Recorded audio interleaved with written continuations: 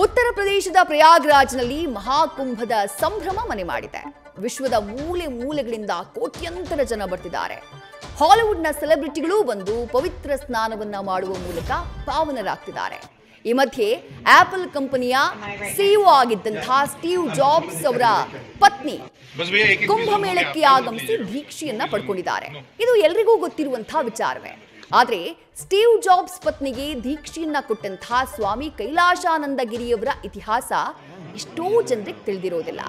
ಬಾಲ್ಯದಲ್ಲೇ ಧರ್ಮ ಮಾರ್ಗಕ್ಕೆ ಇಳಿದಂತಹ ಇವರು ಕಠಿಣಾತಿ ಕಠಿಣ ತಪಸ್ಸನ್ನ ಮಾಡಿ ಆಚಾರ್ಯ ಮಹಾಮಂಡಲೇಶ್ವರ ಪೀಠಾಧಿಪತಿಯಾಗಿದ್ದಾರೆ. ಕಳೆದ ಸೋಮವಾರ ಸ್ಟೀವ್ ಜಾಬ್ಸ್ ಅವರ ಪತ್ನಿ ಲಾರೆನ್ ಪೋವೆಲ್ ಕುಂಭಮೇಳಕ್ಕೆ ಆಗಮಿಸಿದ್ರು. ಮಹಾಕುಂಭಮೇಳಕ್ಕೆ ಭಾರತಕ್ಕೆ ಆಗಮಿಸಿದ್ರು. ಆ ನಂತರದಲ್ಲಿ ಮೂರು ದಿನದಲ್ಲಿ ಅವರು ಅಲ್ಲಿ ದೀಕ್ಷೆಯನ್ನ ಪಡ್ಕೊಂಡು ಆ ನಂತರ ಭೂತಾನ್ಗೆ ಅವರು ತೆರಳಿದ್ರು. ಇಷ್ಟಕ್ಕೂ ಈ ಕೈಲಾಶಾನಂದಗಿರಿ ಯಾರು, ಅವರ ಡೀಟೇಲ್ಸ್ನ ನೋಡ್ತಾ ಹೋಗೋಣ.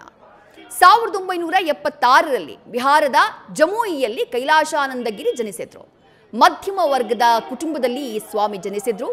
ಬಾಲ್ಯದಲ್ಲಿಯೇ ಮನೆಯನ್ನ ತೊರೆದು ಧರ್ಮದ ಮಾರ್ಗವನ್ನ ಇವರು ಆರಿಸಿಕೊಂಡಿದ್ರು.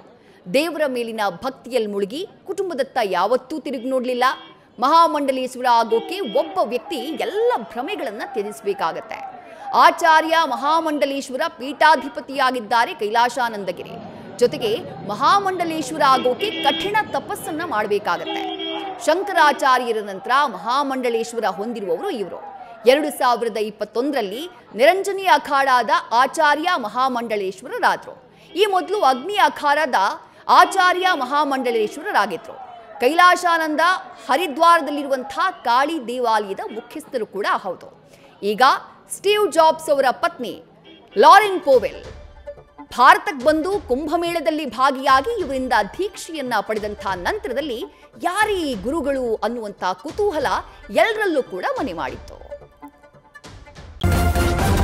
ನ್ಯೂಸ್ ಫಸ್ಟ್ ನಿರ್ಭೀತಿಯಿಂದ ನಿಮ್ಮ ಪರವಾಗಿ.